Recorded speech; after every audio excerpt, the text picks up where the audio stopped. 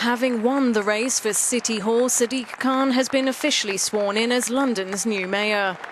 Snatching back the post for Labour after 8 years in the wilderness, his victory has been hailed by many as a shift in perspective for the British capital, something Khan was keen to emphasise. Good morning. My name is Sadiq Khan and I'm the Mayor of London.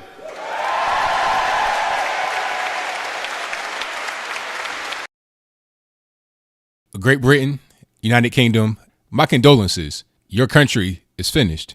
I did not think this would happen so quickly. Me being an American over here on my side of the pond, I look at Europe and I see what's going on over there, and I'm concerned about it because what happens in Europe will eventually wash ashore to the U.S. or what's going to happen. And what I'm talking about here, before I get too deep into my introduction, is the new mayor of London, Sadiq Khan. London, how did you elect a Muslim mayor? Don't you see what's going on here? Haven't you been paying attention? Take a look at this video clip. Now, if you had to guess where this location is, would you say Pakistan, Afghanistan, Iran, Iraq? This is London, England.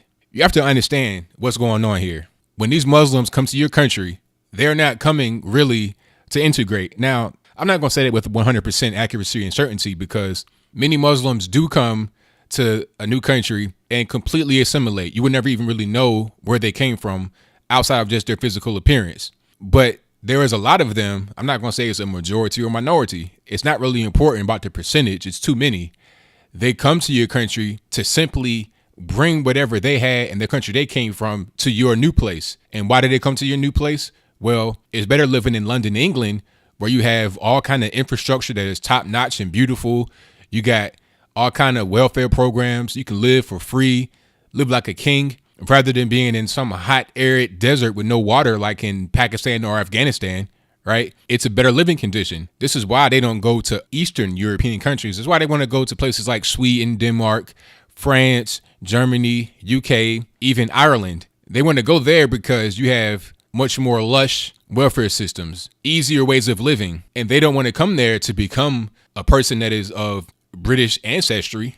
No, your rich history that you have in the United Kingdom, all of what you've gone through, Ireland, the same thing, all of what you've gone through, all of the fighting between Northern Ireland, all of the conflict, all of the history, all of the good and bad times. They're not interested in that. They're not interested in your monarchy. They're not interested in that. That does not concern them. What are they concerned about? They're concerned about getting welfare. They're concerned about getting free food, free education for their kids, and that's it. And when they come to your place, they're not going to respect it. They're going to set up their own neighborhoods. They're going to set up their own places of worship. They're going to behave how they want to behave. They're going to pray 5 times a day right in the center of the street, and dare you do something about it, right? See, before you elected a Muslim mayor, all you really had to protect Muslims was just themselves, not really in political power. You did have some people in politics, right? But this is a gradual thing. And I'm not even on the inside watching this. I'm on the outside looking in. I see what's going on with your country, right? It was a gradual process. You got some people that may be in parliament that may be Muslim. You got certain representatives of a town or of a place of a Muslim community. And the bigger thing here is not even the Muslims themselves. It's the people that are of English ancestry and or the people that were already there in UK that not only allow this kind of behavior, but they encourage and promote it, right? You got these liberals, white guilty left-wing liberals in England, in Europe, that do things to protect Muslims. Prime example, what's the name of the day you have? The St. George's Day, you know, where they said you couldn't fly the flag of Britain. You couldn't fly the white flag with the red cross on it because it may offend some people. So you got people that, and the people that decided this were not even Muslims. They were Englanders, people that are ethnically British, right? They're the ones that said, let's not fly the flag because we don't want to offend people. So what you're doing there is legitimizing the backwards behavior. You're also delegitimizing the people that want to become integrated, because if you want to become integrated, you should take that flag as yours, right? It should be part of your country. You are an Englander. You are part of the UK. You should take that flag as is yours if you want to become integrated. But if you don't want to become integrated, you'll be offended. And the people that are on the left wing, they'll say, well, you should be offended. So you're legitimizing the wrong behavior and delegitimizing the right behavior. And you're wondering why we have so many problems. You got the Pakistani gang rape situation, and people want to kind of brush that under the rug. And then when you brush it under the rug, this is coming from the Muslims that have any kind of power, any kind of influence, and also the people that are non-Muslim, the white Englanders, the white people from UK. They want to push it under the rug. It was a documentary that was supposed to be made about the whole Pakistani rape gangs, but during production, I'm not sure who did it or why they did it or what. Well, I know why they did it. I don't want to be naive. What happened was they had the movie. It was going to portray the gangs as what they were, Muslims from Asia, Pakistan, right? Because it's a big problem over there with the Pakistani rape gangs. What they do is they groom young kids, young girls, young white girls, with trips and cars and money. They groom these young girls that don't understand any better. And then what they do is they end up raping these girls. Sometimes they kind of like push them into prostitution. That's what happens. And there's young white girls now. They don't do it to their own girls. That's haram, as they would say. That's forbidden. They don't do it to their own girls. They do it to the white girls from UK. Why? Because they're not interested in integration. They don't look at the white girls from UK as part of them. Even if they were born in UK, it doesn't matter, because you got people that are Muslim and people that are not Muslim that both condone it. People that are not Muslim act like it's not happening. And back to this movie, it was supposed to be made with the portrayal of the Muslim rape gangs for what they were, exactly their racial type, their phenotype, their facial features, everything was supposed to be accurate. But what ended up happening was they switched them out for white Londoners, right? So you're completely missing the whole point of the movie, and you're obfuscating the problem. And that's the whole problem with the situation that's going on right now. It's a series of events. You have unbridled immigration into your country, which is really an invasion. When people come into your country en masse and they don't integrate, that is called an invasion. When you have situations like this, where you have 100 people marching down the street, speaking in Arabic in London, wearing their traditional Islamic garb, do you think that they will be integrated anytime soon or ever? And as long as people that are actually the ancestors of the people that founded the country allow that behavior, how will it ever stop? And then the final piece is placing Muslim people who are not integrated, who are extremists themselves. You put them into power, you're done. And the thing is, I'm going to talk a little bit about the enablers, the white Europeans. I think what they think is that it's racist to say that Muslims should be integrated into society, or anyone that comes into the country should be integrated. They think that it's racist to say that you should not wear a burqa out in public, rather than it being a security risk, which it is. They're guilty about being white and being in a better position than many of them that come to their country are. And they think they're doing a good thing by saying, well, if you're Muslim, you come over here to this country and we'll treat you like, you can just do whatever you want. You want to rape girls, you want to come over here, you want to burn our flag, throw it away. We're not going to fly our own flag just to please you. You can fly the ISIS flag in parliament chambers. That's fine. Do whatever you want to do, because we don't want you to feel bad. And I think maybe they think they'll gain some favor. But these people, unless they become Muslim themselves, are not going to gain any favor. They're just being used, right? They're still kafir. That means non-believer. It doesn't matter if you're black, white. It doesn't matter what you are. If you're not a Muslim, if you are not of them, they don't see you as the same as them. And if you're white, you're seen as definitely a big target, because they know you're soft and they know that you are not the same as them. And there might even be some ancestral hate. Some of them may come from Pakistan, which was created as a result of the British leaving India. And there was a lot of bloodshed that happened there. So they may blame you, and there may be some ancestral hate there, right? Just like my man, I forget his name, talked about Obama saying that there may be some ancestral hate for the UK because of Kenya being formerly colonized by the UK. It's the same thing going on here. These Pakistanis coming to your country, hating on you for what happened in the 40s and 50s, them leaving and then creating Pakistan, right? And all the bloodshed that happened in Lahore.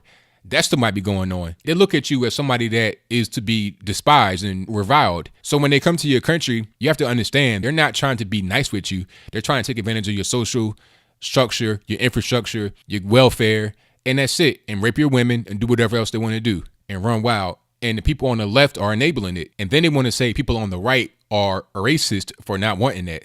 How is it racist for wanting your country to remain what it is? And a Muslim mayor, that's kind of like the final nail in the coffin. Do you think that Israel would elect a Muslim president? Do you think that Benjamin Netanyahu would get ousted by a Muslim? Would never happen. Do you think that the Ayatollah Khomeini would get replaced by some white European? It would never happen. It does not make any sense for an Islamic country to elect a Christian or a white person, right?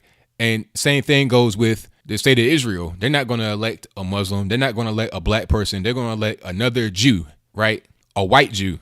They're not going to elect somebody that is not of them. But for some reason, the West wants to just elect whoever and swear a name on the Quran and all of that. And the same thing happened here, I think in Brooklyn, New York City. It may be some type of council member or something like that. It was not the mayor, of course. That's Bill de Blasio, which is a whole different video. It was a woman, a black woman, who was sworn in wearing a hijab, and she swore her name on the Quran, the same as this guy Sadiq Khan did, right? And I'm outraged at this. I'm like, yo, this is not, you can't bring Islam into your place. And I'm not a person that's a racist or Islamophobe. I think you should be able to practice Islam. Sure. Do it in your country where it's accepted. Go to Pakistan, Afghanistan, Iraq, etc. There are a lot of countries that practice Islam. Go there and do that. But then when you invade another country that is not built upon Islam, that is not culturally prepared for Islam, and then when you take advantage of that and commit crimes in the name of Islam as a shield to protect what you're doing, that's when I got a problem. And I also got a problem when those kind of behaviors present themselves in Western culture in general. It's not going to just stay localized to Germany, to France, to Sweden, to UK, to anywhere in Western Europe. It's not going to stay localized there. Like I say, it's going to cross the Atlantic Ocean. It's going to cross that pond, and it's going to affect New York, Washington, D.C. And really, it's already hit Washington, D.C. because Barack Hussein Obama, right? And I saw him get on stage a couple times and talk about, well, the Holy Quran teaches us.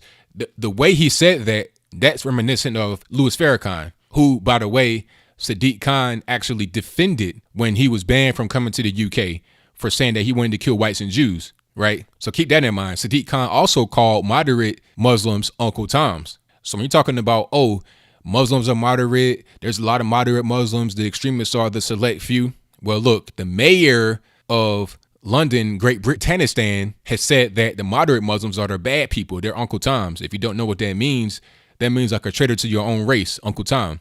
And I was surprised to hear him say that, because that's a term that was originated over here in the US. Like I say, things cross the pond. I was surprised to hear him say that. And if you don't believe that he said that, I have the video in the box below. You can check it out and see it for yourself. He said that, right, about moderate Muslims. And I got more information in the description box below that tells you a lot more about Sadiq Khan and his background. But all of that is just extra. All that is really important right here is the fact that you got a Muslim mayor in a city, in a country that has been invaded over the past few years by Islam. There are some neighborhoods where it's completely Islamic, where it's completely Muslim. They have their own culture and they're not integrating. The only thing that's been integrated is the language. They speak English and that's it. That is all.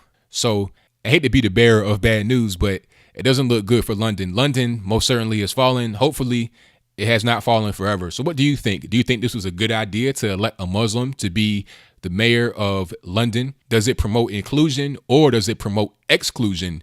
If you have a Muslim who is not a person that is going to be inclusive to others, who will put Muslims first in any kind of conflict that arises, if a person does not want to have a mosque blaring prayer 5 times a day outside of their house, and it comes down to a conflict between the Muslims of the community and the regular white Europeans or other groups that are not Muslim, who's going to win that? When you have Muslims in parliament, Muslim representatives of the community, a majority Muslim neighborhood, and a Muslim mayor, and a left-leaning government in general that will condone everything that the Muslims do, and they will not condone anything that the people that are not Muslims do if it offends the Muslims. You tell me your thoughts. That's all I got to say for this video. If you like what you heard, please comment, rate, share, and subscribe. Peace.